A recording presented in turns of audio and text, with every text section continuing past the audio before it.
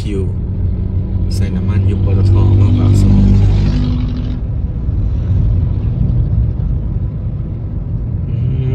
มีสวมห้อยรัดคิวอีกอ๋อเจ้า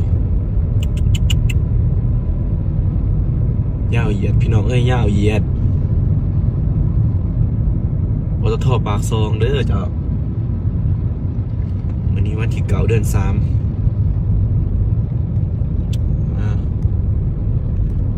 กราบสบายดีแหละก็สวัสดีพ่อแม่พี่น้องทุกคนที่เข้ามาเบิ่งคลิปคอยนะพี่น้องคลิปนี้จะมาเว้าเกี่ยวกับน้ำมันอยู่ประเทศลาวนะพี่น้องเนาะปัจจุบันในราคาพุ่งเนาะพี่น้องราคาพุ่งยังบ่พอขาดแคลนอีกต่างหากโอ้โหเนาะน้ำมันขึ้นไปที่47 บาทต่อลิตรนะพี่น้องเนาะตอนนี้น้ำมันหลายๆแห่งในประเทศลาวกับบางปั๊มกับปิดชั่วคราวนะพี่น้องเนาะบ่ฮู้ว่าน้ำมันหมดหรือว่าจังไดนะพี่น้องโอ้โหประเทศลาวขาดแคลนหนักนั่นแหละก็เฮ็ดให้คนลาวนี่เนาะที่อยู่ใกล้ๆกับประเทศไทยเนี่ย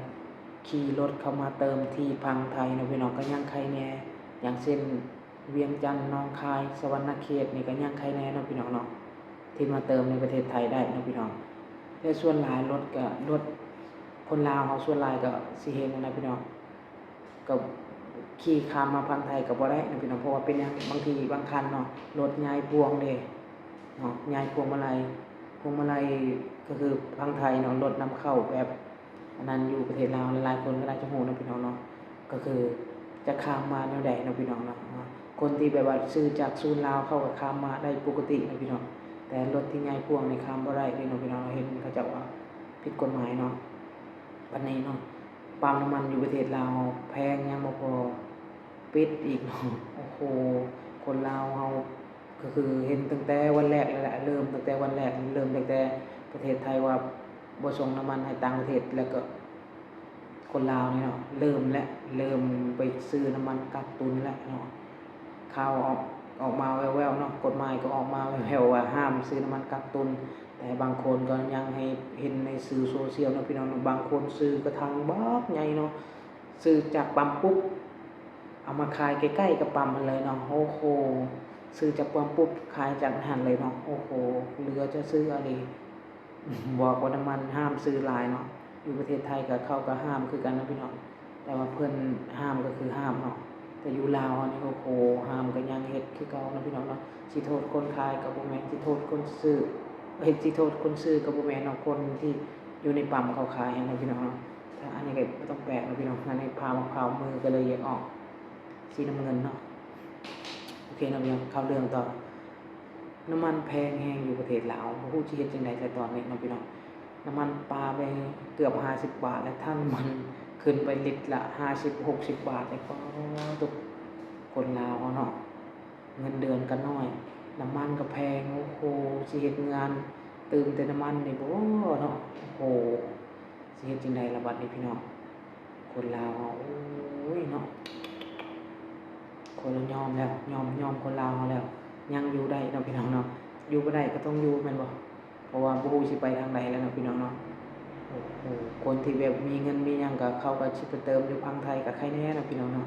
ยังพอมีไปได้แต่ถ้าคนที่แบบว่าข้ามมาพังไทยบ่ได้คือซะอย่างเช่นรถจักรอีกอย่างนึงเนาะก็บ่พอสิข้ามมาเติมซะเนาะถ้าเป็นรถใหญ่ก็ใครแน่ขี่มาเติมได้เนาะโอ้โหน้องพี่น้องอยู่พังลาวสิเฮ็ดจังได๋ล่ะบัดนี้ปั๊มก็บางปั๊มโอ้ปิดตั้งแต่ข่าวเริ่มแรกๆเนาะพี่น้องเนาะแต่อันนี้ก็ยังงงอยู่เนาะพี่น้องเนาะราคาคือว่ามันแบบพุ่งแรงแท้เนาะทั้งที่ว่าประเทศไทยก็ส่งให้กับประเทศลาวเนาะพี่น้องอันนี้เว้าจากความที่ข้อยบ่ฮู้เนาะพี่น้องเนาะไทยก็ส่งให้เนาะน้ำมันจากประเทศไทยเพิ่นก็ส่งให้ทุกมื้อแม่นบ่พี่น้องมื้อละ7 ล้านลิตร7 ล้านลิตรบ่หรือว่าเพิ่นบ่ได้ส่งบ่ช่วงนี้หรือว่าจังไดเนาะน้ำมันทางฝั่งไทยก็ขาดแคลนบ่หรือว่าจังไดคือว่าบ่ส่งให้กับประเทศลาวบ่คือว่าน้ำมันพุ่งทั้งขาดตลาดอีกมันเป็นจังไดพี่น้องอันนี้งงอีหลีเนาะงงอีหลีแต่ก่อนก็เห็นกับข่าวบอกว่าประเทศไทยส่งน้ำมันให้เรื่อยๆเนาะมื้อละ7 ล้านลิตรเหลือเผื่อหลายๆคนประชาชนก็ยังบอกเนาะอินฟลูเอนเซอร์ดังทางฝั่งลาวก็ยังบอกว่าโอ้ยน้ำมัน7 ล้านลิตรนี่เหลือเผื่อเนาะแต่มาบัดนี้แบบว่า หลายๆปั๊มแปลว่าปิดเนาะทั้งๆที่ว่าน้ำมันบ่ฮู้นะเขาเอานำเข้าน้ำมันแบบใดเนาะพี่น้องอันนี้ก็บ่ฮู้คือกันเนาะนำเข้าน้ำมันแบบใดคือว่ามันบ่พอใช้เนาะพี่น้องเนาะน้ำมันลาวหายไปไสหมดเนาะอันนี้งงแฮงอีหลีบ่ฮู้ว่าไปทางใดกันหมดเนาะอืมข่าวก็ออกมาแว่วๆเนาะพี่น้องว่าประเทศไทยก็เพิ่นก็ส่งมาให้อยู่ตลอดเลย แต่เป็นหยังน้ำมันคือว่าบ่พอใช้นำซ้ำราคาพุ่งอีกเนาะโอ้โฮเฮ็ดจังไดเด้บัดนี้เนาะคนลาวเนาะสิมาซื้ออยู่ฝั่งไทยก็ซื้อบ่ได้อีกเนาะซื้อใส่กระตุกแค่แกลลอนคือแล้วก็แบกเมือก็บ่ได้อีกเนาะเฮ็ดจังไดล่ะบัดนี้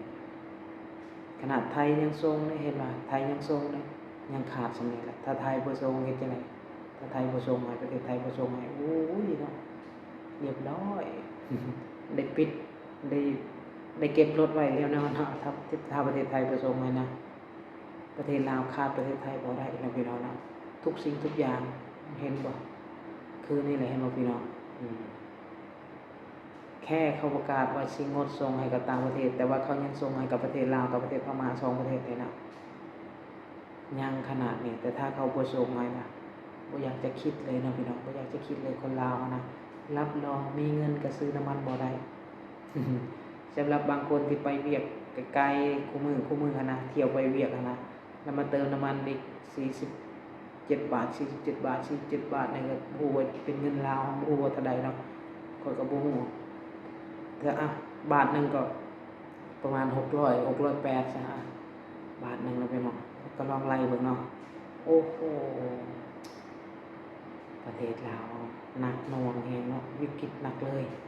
บ่ฮู้สิเฮ็ดจังไดล่ะบัดนี้มีเงินก็สิซื้อน้ำมันบ่ได้เนาะคนที่ไปเวียกคู่มือเนาะพี่น้องน่าเห็นใจเขาเจ้าเลยสิหาเงินพอได้เติมน้ำมันนี่บ่เนาะล่าสุดเห็นว่า38,000 กีบบ่38,000 กีบนี่เท่ากับ47 บาทบ่เนาะพี่น้องเนาะก็คือประกาศมื้อนี้แหละวันที่10เนาะแต่ว่าเห็นบอกว่าอันนั้นเนาะเห็นบอกว่าหยังก็เห็นบอกว่าอยู่ข่าวอยู่บางไทยก็ออกนะพี่น้องเนาะข่าวอยู่บางไทยก็ออกว่าขาดแคลนน้ำมันเนาะปั๊มลายแห่งก็ปิดซึ่งก็ได้คุยกับอยู่พี่น้องอยู่ฝั่งลาวคือกันเนาะบอกว่าน้ำมันแถวๆบ้านนะปั๊มน้ำมันแถวๆบ้านปั๊มสาขาย่อยนะพี่น้องถ้าย่อยปิดกันตั้งแต่วันที่9วันที่8แล้วนะพี่น้องเพราะว่าน้ำมันบ่เข้าก็บ่ฮู้นะเมื่อก่อนนี่ก็เนาะตอนช่วงโควิดก็ปั๊มก็ปิดเปิดอยู่แล้วเนาะบ่ฮู้ว่าเขาปิดเอาไว้กินกำไรบ่หรือว่าจังไดเนาะอันนี้ก็บ่ฮู้เนาะพี่น้องเนาะก็บ่ฮู้คือกันบางปั๊มก็มีเด้อเขาว่า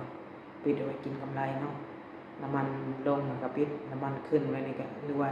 น้ำมันเห็นน้ำมันขึ้นเรื่อยๆแล้วทาให้มันขึ้นหลายมันบ่จึงมาขายเนาะก็บ่ฮู้คือกันนะพี่น้องเนาะบ่ฮู้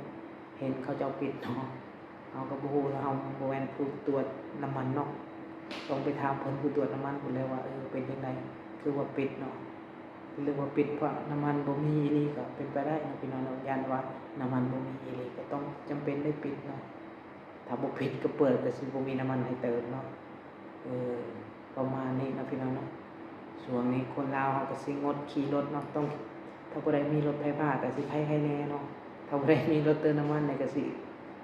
คิดกุ๊กแล้วผู้ที่ขี่รถไฟฟ้าก็โอ้ยเนาะยิ้มเปื่อย